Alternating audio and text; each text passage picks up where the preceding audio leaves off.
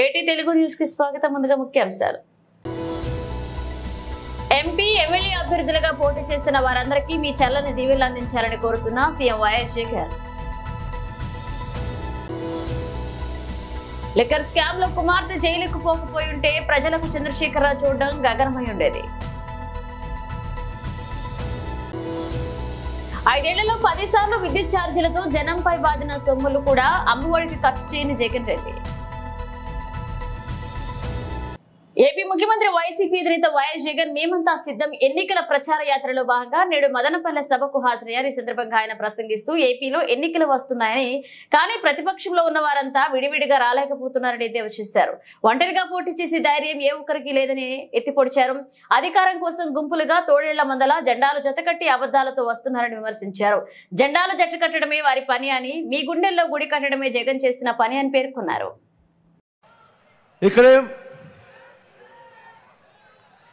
MP అభ్యర్థిగా మీతో నిలబడతా ఉన్నాడు. యువకుడు, ఉత్సాహవంతుడు, మీ అందరికీ పరిచయస్తుడు, మంచివాడు. మీ అందరి చల్లని దీవెనలు మిథున్పై ఉండవలసిందిగా మీ అందరినీ సవినయంగా వేడుకుంటా ఉన్నాను. అదేవిధంగా కోడూరు నుంచి సీను నిలబడతా ఉన్నాడు.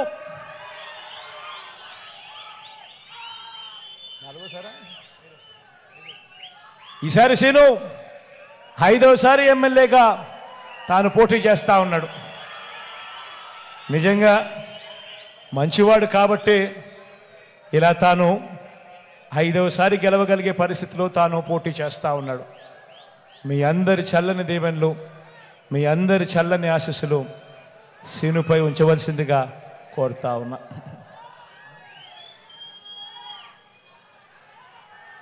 రాయచోటు నుంచి శ్రీకాంత్ నిలబడతా ఉన్నాడు. తాను కూడా ఎమ్మెల్యే అని చెప్పడం కన్నా నాకు మంచి స్నేహితుడు అని చెప్పచ్చు. మీ చల్లని దీవెనలు, చల్లని ఆశీస్సులు శ్రీకాంత్పై కూడా ఎల్లప్పుడూ ఉంచవలసిందిగా సవినయంగా కోరుతా ఉన్నాను. రాజంపేట నుంచి అమరన్న నిలబడతా ఉన్నాడు. అమరన్నను ఎవరు కలిసినా కూడా సౌమ్యుడు అనే మాట ఎప్పుడూ వాళ్ళ పెదాల మీద ఉంటుంది. మంచివాడు, సౌమ్యుడు, మాటిస్తే మాట మీద నిలబడతాడు. మీ చల్లని దీవెనలు, ఆశీస్సులు అమరన్నపై కూడా ఉంచవలసిందిగా సవినయంగా కోరుతా ఉన్నాను.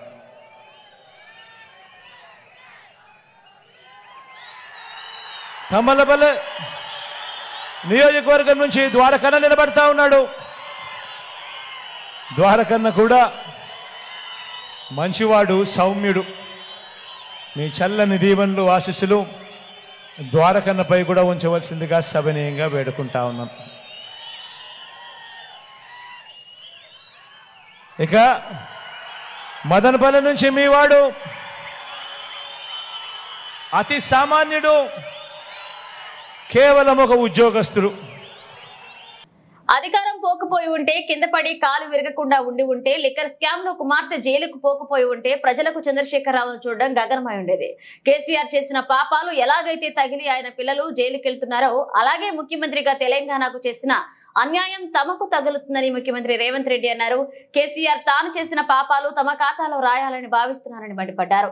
కాంగ్రెస్ వచ్చింది, కరువు వచ్చిందని అంటున్నారని, కానీ అసలు మేం వచ్చింది ఎప్పుడు, కరువు తెచ్చింది ఎప్పుడు అని ధ్వజమెత్తారు. వేల పుస్తకాలు చదివిన కేసీఆర్ కు వర్షాకాలం ఎప్పుడు వస్తుంది, చలికాలం ఎప్పుడు వస్తుందో తెలియదా అని ప్రశ్నించారు రేవంత్. చలికాలం అయిన డిసెంబర్ లో తమ ప్రభుత్వం అధికారంలోకి వచ్చిందని, అలాంటప్పుడు వర్షాలు పడలేదని అనడం విడ్డూరంగా ఉందన్నారు. కేసీఆర్ పాపాల కారణంగానే వరుణదేవుడు వర్షాలు కురిపించడం లేదని ఎద్దేవా చేశారు.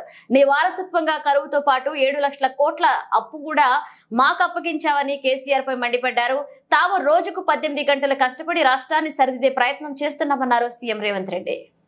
మాజీ ముఖ్యమంత్రి, ప్రతిపక్ష నాయకుడు కల్వకుంట్ల చంద్రశేఖరరావు గారు పొలం బాట పట్టిండ్రు, సంతోషం. 10 సంవత్సరాల తర్వాతైనా తెలంగాణ ఉన్నది, తెలంగాణలో రైతులు ఉన్నారు అని వారికి గుర్తొచ్చినందుకు, గుర్తు చేసినందుకు కాంగ్రెస్ పార్టీ కార్యకర్తలను ప్రత్యేకంగా అభినందిస్తున్నా. ఎందుకంటే అధికారం కోల్పోకపోయి ఉండుంటే, అధికారం కోల్పోయిన దుఃఖంలో ఆయన కింద పడి గాయం కాకపోయిన ఉండుంటే, అవినీతిలో పాల్పడి కూతురు జైలుకు పోకపోయిన ఉంటే చంద్రశేఖరరావు గారు మనకు కనిపించడానికి కూడా దొరకకపోవు. తుపాకీ గుండుకు అందకపోవు, దొంగకు దొరకకపోవు. వారు అధికారం కోల్పోయినందుకు, కిందపడి గాయమైనందుకు, కూతురు జైలుకు పోయినందుకు మాకు కొంత సానుభూతి ఉంది సాటి మానవుడిగా. కానీ ఆయన వ్యవహరించిన తీరు మాత్రం ఆక్షేపణీయము. కాంగ్రెస్ వచ్చింది, కరువు వచ్చింది అంటున్నాడు. 80,000 పుస్తకాలు చదివిన చంద్రశేఖరరావు వానాకాలం ఎప్పుడు వస్తుంది, చలికాలం ఎప్పుడు వస్తుందో నీకు తెలియకుండా పోయిందా? జూలై, ఆగస్టు, సెప్టెంబర్, అక్టోబర్ వానాకాలం, నవంబరు, డిసెంబరు, జనవరి, ఫిబ్రవరి చలికాలం. కాంగ్రెస్ ఎప్పుడు అధికారంలోకి వచ్చింది? డిసెంబర్ 7 తారీఖు నాడు వచ్చింది. చలికాలంలో వానలు పడతాయా? సార్ ఒకవేళ వేసుకున్నప్పుడు వాన పడ్డట్టు అనిపిస్తే నాకు తెలియదు. మరి July, August, September, October, November, December 7 తారీఖు మేము ప్రమాణ స్వీకారం చేసే వరకు తమరే ముఖ్యమంత్రిగా ఉంటుంది, తమరి ప్రభుత్వమే అధికారంలో ఉండే. మరి తమరి పాపాలకే కదా వరుణదేవుడు భయపడిపోయి వానలు గురవక కరువు వచ్చింది. నీ వారసత్వంగా కరువుతో పాటు 7 లక్షల కోట్ల రూపాయల అప్పులు కూడా మాకు అప్పచెప్తే, ఆ రోజు నుంచి రోజుకు 18 నుంచి 20 గంటలు మేము కష్టపడి దీన్ని సరిదిద్దడానికి ప్రయత్నం చేస్తున్నాము. నువ్వు చేసిన పాపాలను మా ఖాతాలో రాయాలని మీరు ప్రయత్నించడం ఏమన్నా మర్యాదగా ఉన్నదా చంద్రశేఖరరావు గారు? నేను ఒక్కటే అడగదలుచుకున్నా, ఏరా రాము వానకాలం అంటే నీకు తెలియదా అంటే, అదెందుకు తెలియదు సార్ చలికాలంలో వస్తుందని వెనకటికి కూడా బల్లే చెప్పిండంట. చంద్రశేఖరరావు గారు కూడా గట్లే చలికాలంలో వచ్చి ఇప్పుడు ఎండాకాలంలోకి అడుగు పెడుతున్నాం. మేము వచ్చింది ఎప్పుడు, వానలు రాకపోయేప్పుడు, కరువు మేమెప్పుడు తెస్తుమే? నీవు చేసిన కర్మ మాకు తగులుకున్నది. నువ్వు చేసిన పాపాలు ఎట్లా నీ పిల్లలకు తగులుకొని జైలు కోతురో, ముఖ్యమంత్రిగా ఈ రాష్ట్రానికి చేసిన నువ్వు అన్యాయము, ఆ వానకాలంలో వానలు పడకపోవడం వల్ల 23లో వానలు పడకపోవడం వల్ల 24లో కరువు వచ్చింది. మేము వచ్చింది చలికాలంలో, చలికాలం నుంచి ఎండాకాలం పోతున్నాం. నిజంగానే కాంగ్రెస్ వచ్చినాక కరువు వచ్చిందా లేదా అనేది రేపు వచ్చే జూలై నుంచి సెప్టెంబర్ వరకు వానలు పడుతున్నాయా, వానలు పడతలేవా, కాంగ్రెస్ వల్ల ఏమైనా ప్రకృతి మన మీద పగబట్టిందా లెక్క అప్పుడు తెలుస్తుంది. 5 ఏళ్లలో 10 సార్లు విద్యుత్ ఛార్జీలతో జనంపై బాధిన సొమ్ములు కూడా అమ్మఒడికి ఖర్చు చేయని జగన్ రెడ్డి టీడీపీ జాతీయ అధికార ప్రతినిధి కొమ్మారెడ్డి పట్టాభిరామ్ మీడియా సమావేశం నిర్వహించారు. ఈ నేపథ్యంలో ఎన్టీఆర్ భవన్ నుంచి అమరావతి నుండి ప్రత్యక్ష ప్రసారం. నిరంతర బాధుడి కార్యక్రమం నిర్విఘ్నంగా కొనసాగుతూనే ఉంది.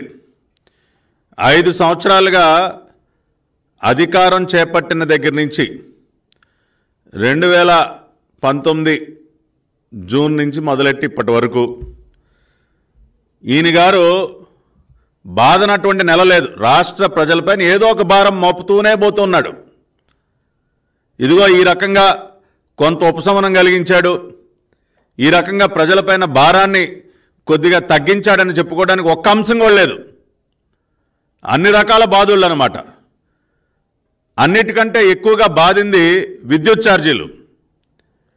గత 5 సంవత్సరాల కాలంలో దాదాపుగా 10 సార్లు, నిన్ననే మళ్ళీ ఇంకొక 2149 కోట్ల రూపాయల భారం విద్యుత్ ఛార్జీలు, ట్రూఅప్ ఛార్జీలు, ట్రూఅప్ మరియు వేరియబుల్ ఛార్జీల పేరుతో 2149 కోట్ల భారం. ఎన్నికల వేళ భారీ షాక్. అంటే ఇంకొక నెల రోజుల్లో మోటా ముల్లి సర్దుకుని వెళ్ళిపోయేటటువంటి పరిస్థితిలో కూడా జగన్ రెడ్డి ఏమాత్రం కూడా రాష్ట్ర ప్రజలపైన కనికరం చూపించట్లా. బాధుడే బాధుడు, విపరీతమైనటువంటి బాధుడు. 2014-19 మధ్య నారా చంద్రబాబు నాయుడు గారు పైసా కూడా విద్యుత్ ఛార్జీలు పెంచకుండా, ఒక్క పైసా భారాన్ని రాష్ట్రంలో ఉన్నటువంటి ప్రజలపైన విద్యుత్ ఛార్జీల పేరుతో ఒక్క పైసా కూడా భారం పడకుండా చూస్తూ నిరంతరం 24/7 నాణ్యమైనటువంటి విద్యుత్తును సరఫరా చేస్తే ఈ రాష్ట్ర ముఖ్యమంత్రి జగన్ రెడ్డి నిన్న కొత్తగా వేసినటువంటి 2,149 కోట్ల రూపాయల భారంతో కలుపుకొని దాదాపుగా 27,500 కోట్లు 27,500 కోట్ల అక్షరాల ఒక్క విద్యుత్ ఛార్జీల పెంపు పేరుతోనే రాష్ట్ర ప్రజలపైన భారం మోపినటువంటి పరిస్థితి అండి. ఒకటి కాదు, రెండు కాదు, దాదాపు 10 సార్లు విద్యుత్ ఛార్జీలు రకరకాల పేర్లతో పెంచి 27,500 కోట్ల రూపాయల భారాన్ని రాష్ట్ర ప్రజలపైన మోపడం జరిగింది. బెల్లంపల్లి కాంటా చౌరస్తాలో అంబేద్కర్ విగ్రహానికి వినతి పత్రం ఇచ్చారు ఎంఆర్పీఎస్ నాయకులు. తదుపరి జిల్లా అధ్యక్షుడు చెన్నూరి సమ్మయ్య మాట్లాడుతూ తెలంగాణలో రాష్ట్రంలో అధిక జనాభా ఉన్న మాదిగలకు ఒక్క ఎంపీ సీటు కూడా కేటాయించలేదని, తెలంగాణ రాష్ట్రంలో 17 అసెంబ్లీ స్థానాలు ఉండి అందులో పార్లమెంట్ 3 స్థానాలు ఉంటే కనీసం ఒకటి కూడా అధిక జనాభా కలిగిన మాదిగలకి కేటాయించలేదని చెన్నూరు సమ్మయ్య అన్నారు. కాంగ్రెస్ ప్రభుత్వం పూర్తిగా మాదిగలను అవమానించి మాలలను అందరం ఎక్కించుకుని వాళ్లకు అసెంబ్లీ మరియు పార్లమెంట్ స్థానాల్లో సీట్లు కేటాయించడాన్ని మాదిగ సమాజం నిరసనలు చేస్తుందని సమ్మయ్య అన్నారు.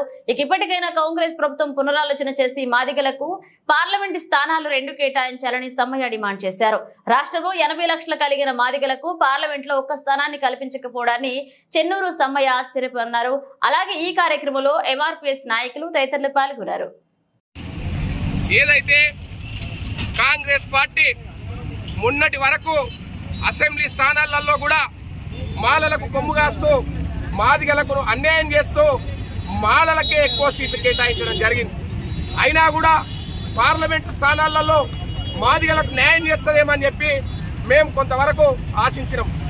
సామాజిక న్యాయం లేని కాంగ్రెస్ పార్టీ అని తెలిసి కూడా మేము ఈ తెలంగాణ సమాజం కొంత భ్రమల్లో పడి తెలంగాణ రాష్ట్రంలో కాంగ్రెస్ పార్టీ గెలిపించుకోవడం జరిగింది. కాంగ్రెస్ పార్టీ గెలిచిన తర్వాత రేవంత్ రెడ్డి పూర్తిగా మాలలకు కొమ్ముగాస్తూ ఏదైతే నాడు కేసీఆర్ గారు ఒక దొర పోకడలో పోయి ఒక వెలమ పోకడలో పోయి ఒక దొరగా మారిండో, ఇవాళ రేవంత్ రెడ్డి పోకడలో పోయి పటేళ్ల రాజ్యాన్ని తీసుకురావడానికి ప్రయత్నం చేస్తున్నాడు. ఈ పటేళ్ల రాజ్యానికి చర్మగీతం పాడడం కోసం ఏదైతే మందకృష్ణ మాదిగన్న ఆదేశాల మేరకు ఈరోజు పెద్దపల్లి పార్లమెంటు ప్రాంతమైనటువంటి బెల్లంపల్లి నియోజకవర్గంలో నిరసన చేపట్టడం జరిగింది. ఈ తెలంగాణ రాష్ట్రంలో 17 పార్లమెంట్లుంటే ఈ 17 పార్లమెంట్లలో ఒక 3 రిజర్వ్ స్థానాలుంటే ఆ 3 ఎస్సీ రిజర్వ్ స్థానాలలో ఈ రాష్ట్రంలో 80 లక్షలున్న మాదిగలకు ఒక సీటు కూడా కేటాయించకపోవడం ఇది నిజంగా బాధాకరం. ఏదైతే నాగర్ కర్నూలు కావచ్చు, వరంగల్ కావచ్చు, పెద్దపల్లి కావచ్చు, ఈ పెద్దపల్లిలో వంశీ అనే ఏదైతే వివేక్ గారి కొడుకు కేటాయించడం జరిగింది. పెద్దపల్లి పార్లమెంట్ వాళ్ళ తాతల కాలం నుండి వాళ్ళే పాలించడం జరుగుతుంది. ఇక్కడ బెల్లంపల్లిలో ఏదైతే వినోద్ గారు, పక్కనే చెన్నూరులో వివేక్ గారు, ఇవాళ పెద్దపల్లి పార్లమెంటు ఆయన కొడుకు వంశీ. ఒక కుటుంబంలో మూడింటిని కేటాయించి మాదిగలకు ఒక సీటు కూడా కేటాయించకపోవడం బాధాకరం. నాడు కేసీఆర్ పాలనలో మనం కుటుంబ పాలన అని చెప్పి మాట్లాడినాం కదా, అదే వివేక్ గారు కుటుంబ పాలన మాట్లాడు. అభివృద్ధి సంక్షేమం గేట్లు తెరవాలి. Chinta Prabhakar Sangareddy MLA BRS party జిల్లా అధ్యక్షుడు సంగారెడ్డి జిల్లా పంట నష్టపోయిన రైతులకు పరిహారం ఇవ్వాలని, ప్రతి క్వింటాకు 500 బోనస్ చెల్లించాలని ప్రభుత్వాన్ని డిమాండ్ చేస్తూ జిల్లా కలెక్టరేట్ కార్యాలయంలో వినతి పత్రం అందజేశారు. ఎమ్మెల్యేలు చింతా ప్రభాకర్, మాణిక్రావు, జిల్లా పరిషత్ చైర్పర్సన్ మంజుశ్రీ జైపాల్ రెడ్డి, ఎమ్మెల్యే చింతా ప్రభాకర్ మాట్లాడారు. ఇక దివాలా కోరు కాంగ్రెస్ ప్రభుత్వం రైతులకు ఇచ్చిన హామీలు నెరవేర్చలేదన్నారు. రైతుల కష్టాలను పట్టించుకోకుండా ప్రకృతి విపత్తు కానే కాదు, కాంగ్రెస్ పాలన తీసుకొచ్చిన విపత్తు ప్రభుత్వం రైతులను ఆదుకోవాలని, ఎకరానికి 25,000 రూపాయల నష్టపరిహారం చెల్లించాలని, అలాగే రైతులకు 500 రూపాయల బోనస్ ఇవ్వాలని, బోనస్ తో పాటు మిగిలిన పంటలు కొనాలని, రైతులకు 24 గంటల నాణ్యమైన కరెంట్ అందించాలన్నారు. ఇక కాంగ్రెస్ పార్టీ గేట్లు తెరవడం కాదు, అభివృద్ధి సంక్షేమం గేట్లు తెరవాలన్నారు. కాంగ్రెస్ పార్టీ ఆలోచన విధానం రైతులకు నష్టం కలిగించే విధంగా ఉందన్నారు. రైతుల సమస్యలను ప్రభుత్వం పట్టించుకోకపోతే 6వ తేదీన మాజీ ముఖ్యమంత్రి కేసీఆర్ ఆదేశాల మేరకు జిల్లా కేంద్రంలో పెద్ద ఎత్తున ధర్నా కార్యక్రమం ఉంటుందన్నారు. మన వరి పంట దాన్ని కూడా బోనస్ ఇవ్వాలని, అదేవిధంగా నష్టపరిహారం ఇవ్వాలని మీ అందరికీ మరి ప్రభుత్వం మేము మన బీఆర్ఎస్ పార్టీ ఇది ప్రకృతి పరంగా వచ్చిన విపత్తు కాదమ్మా, వాళ్ళు పొందించినటువంటి విపత్తు కాబట్టి తక్షణం దీని మీద చర్య తీసుకుంటారు. ఎకరానికి 25,000 నష్టపరిహారం ఇవ్వాలి, 5,000 క్వింటల్ బోనస్ ఇవ్వాలని పర్లేదని డిమాండ్. 500 ఒక క్వింటాల్ ఆ డిమాండ్ లేకుంటే 6 తారీఖు లోపల డిసిషన్ తీసుకుంటే 6 నాడు ప్రభుత్వం పెద్ద ఎత్తున నిధులు.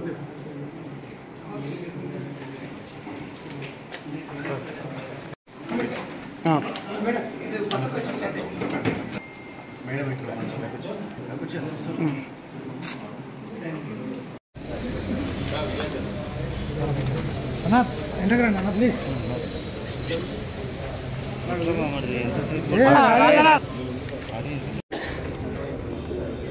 ఈ ఉత్సవం కానీ రైతు ఏడిసిన రాజ్యం కానీ ఎక్కడ పారముట్టదు. మరి ఆ రకంగా ఈ దివాళాకోర్ కాంగ్రెస్ ప్రభుత్వం రైతులకు ఇచ్చిన హామీలు ఏవి కూడా నెరవేర్చకుండా, ఈరోజు రైతుల కష్టాలు పట్టించుకోకుండా, ఇది ప్రకృతి విపత్తు కానే కాదు, కాంగ్రెస్ పాలన తీసుకొచ్చిన విపత్తు. అందుకే రైతులను ఆదుకోవాలి. రైతులకు ఖచ్చితంగా ఎకరానికి 25,000 రూపాయల నష్టపరిహారం చెల్లించాలి. మరి రైతులకు 500 బోనస్తో పాటు ఏదైనా మిగిలిన పంట ఉంటే దాన్ని కొనాలని చెప్పి మేము డిమాండ్ చేస్తూ ఉన్నాం. రైతులకు 24 గంటల కరెంటు, 24 గంటల కరెంటుతో పాటు నాణ్యమైన కరెంటు ఇవ్వాలి. ఈరోజు నీళ్లకు రైతులకు ఏ ఇబ్బంది లేకుండా చూడాలి. ఈరోజు ఒక గేటు తెరిస్తే వేరే పార్టీ వాళ్ళు జాయిన్ అవుతున్నది కాదు. ఈరోజు సంక్షేమ గేట్లు తెరవాలి. ఈరోజు రైతులకు ఇచ్చిన మాట నెరవేర్చడానికి గేటు తెరవాలి. ఈరోజు అభివృద్ధికి సంబంధించిన గేటు తెరవాలి తప్పించి ఈరోజు ఎంతసేపు వాళ్ళ ఆలోచన విధానం రైతులకు నష్టం చేయాలి, ఈరోజు ప్రతీకారం తీర్చుకోవాలనే ధోరణితో ఈరోజు వెళ్తున్నటువంటి తీరు ఈరోజు ప్రజలు రైతులు ఘోరంగా తీవ్రంగా ఖండిస్తూ ఉన్నారు.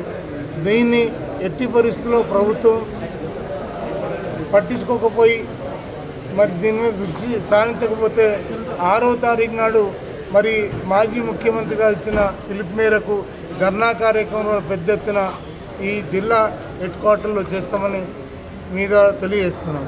జై తెలంగాణ, జై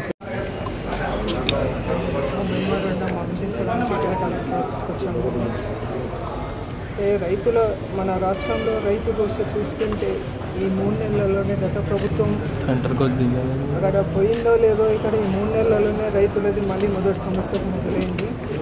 ఎందుకంటే ఎండిపోయిన పంటలు, సరైన సమయానికి రైతు బంధు అందక ఇబ్బందులు, 24 గంటలు కరెంటు లేక బోర్డు ఫెయిల్ కావడము, ట్రాన్స్ఫార్మర్లు కాలిపోవడము, మళ్ళీ ముందు ఏ పరిస్థితి ఉండేదో మన రాష్ట్రంలో అదేవిధంగా ఈరోజు మనకు కనబడుతుంది. ఎందుకనంటే ఇది ప్రకృతి వైపరీత్యంతో కాకుండా ప్రభుత్వం కూడా సరైన సమయానికి రైతుకు ఏ విధంగా నీరు అందించడం కానీ, కరెంట్ ఇవ్వడం కానీ సరైన నిర్ణయం తీసుకోకపోవడం వల్లనే ఈరోజు రైతు ఘోష మొదలైంది. మళ్ళీ ఈ ప్రభుత్వం తాను వచ్చిన తర్వాత రైతుకు ఎంతో మేలు చేస్తానని మాట ఇచ్చి వచ్చింది, కానీ వచ్చిన తర్వాత ఈ 3 నెలల్లోనే రైతు కోసం ఎంతగా ఉందో మనం ఈరోజు మనకు కనబడుతుంది. తెలంగాణ రాష్ట్రం యావత్తు మరి కలెక్టర్ ఆఫీస్ దగ్గర ఈ యొక్క రైతు కోస చూడలేక మరి మీ అందరికీ తెలుసు మరి ఈ యొక్క వైపరీత్యం ఏదైతే ఉందో పంటలు ఎండిపోతూ కాలబెట్టుకున్న రైతులను మనం అందరం కూడా రోజు మరి అక్కడక్కడ మరి వాట్సాప్ కానీ ఫేస్బుక్లో కానీ చూస్తూ ఉన్నాం. కాబట్టి మరి ఈ యొక్క ఇప్పుడు వచ్చిన ప్రభుత్వం రైతులకు అనేక రకాలుగా మరి ఏదైతే హామీలు ఇచ్చిండ్రో వాటిని నెరవేర్చకపోతూ రైతు ఘోష పుచ్చుకుంటుంది. కాబట్టి ఈ రాజ్యం తప్పకుండా అదే ఏదైతే ఒక నానుడి ఉందో ఎద్దేడ్చిన అవసరం ఉండదు, మరి రైతు చేసిన రాజ్యం ఉండదు అన్నట్టు తప్పకుండా ఈ యొక్క మరి ఏదైతే ప్రభుత్వం చేస్తున్న ఈ యొక్క మరి అన్నీ కూడా నెరవేర్చాలి.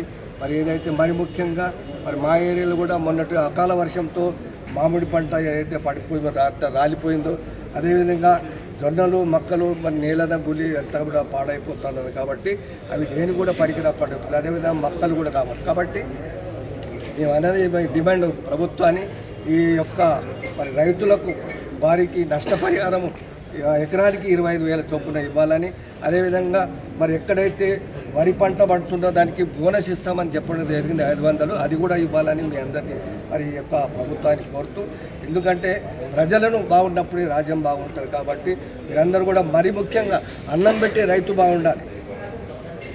మేడ్చల్ మల్కాజ్గిరి జిల్లా జవహర్ నగర్ మున్సిపల్ కార్పొరేషన్ పరిధిలోని 21వ డివిజన్ బీజీఆర్ నగర్ జ్యోతిరావు కాలనీలో గ్యాస్ సిలిండర్ పేలి ప్రమాదం చోటు చేసుకుంది. ఈ ప్రమాదంలో బాన్సీ అనే బాలుడు తీవ్రంగా గాయపడ్డారు. గ్యాస్ పేలడంతో ఇంటి పైకప్పు పూర్తిగా ధ్వంసమైంది. స్థానికులందరూ మంటలను ఆర్పి బాలుడిని గాంధీ ఆసుపత్రికి తరలించడం జరిగింది.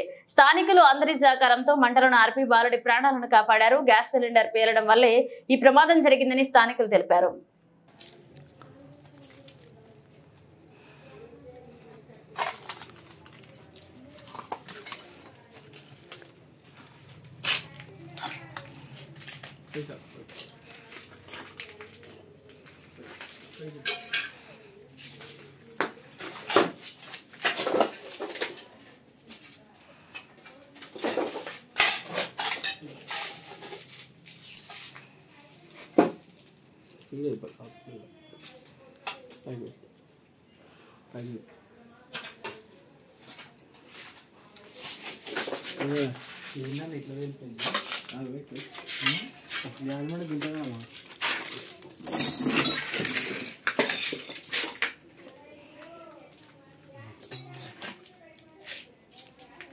చేనేత కార్మికులను గతంలో ఆదుకున్నది, రేపు ఆదుకోబోయేది తెలుగుదేశం పార్టీ మాత్రమేనని మాజీ మంత్రి పరిటాల సునీత అన్నారు. ఎన్నికల ప్రచారంలో భాగంగా ఆమె అనంతపురం రూరల్ మండలం పరిధిలో 2వ రోజు పర్యటించారు.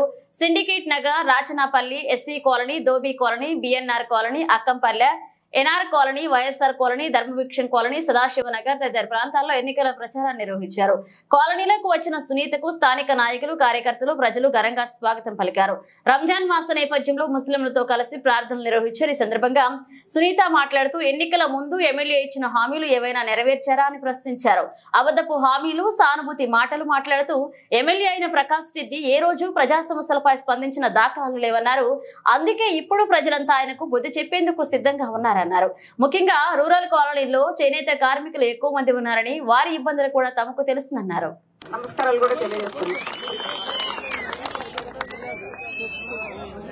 ఈరోజు ఈ కాలనీలో మన బూత్ కన్వీనర్లు గాని, బిఎల్ఏలు గాని, యూనిట్ ఇన్ఛార్జీలు గాని, అదేవిధంగా గ్రామ పార్టీ అధ్యక్షులు గాని 30 కుటుంబాలకు కూడా సాధికార సాధనలు కూడా పెట్టాం. వాళ్ళతో పాటు నాయకులందరూ కూడా బాగా కష్టపడాలని కూడా ప్రత్యేకంగా కూడా కోరుకుంటున్నాం. అక్క వచ్చింది చూసాం వెళ్ళిపోయినది అనుకోకుండా ఎలక్షన్లప్పుడు ఎవరికి వాళ్ళు కష్టపడాలా, ఎవరికి వాళ్ళు లీడ్ తీసుకోవాలా, ఆయన చెప్పలేదు ఈయన చెప్పలేదు అనుకోకుండా ప్రతి ఒక్కరూ ఇది నాది, ఇది మేము గెలిపించుకోవాలా, అక్క గెలిస్తే మేము గెలిచినట్లని మీరందరూ ప్రతి ఒక్కరు భావించి మీరు ఎలక్షన్ గురించి కూడా కష్టపడాలని ప్రత్యేకంగా మిమ్మల్ని అందరికీ కూడా చెప్తున్నాం. ఇంకో విషయం కూడా మీకు చెప్పాలా, ప్రకాష్ రెడ్డి ఆవిడ ఏందో 2 కోట్లు పెట్టి చీరలు తెచ్చినాడంట.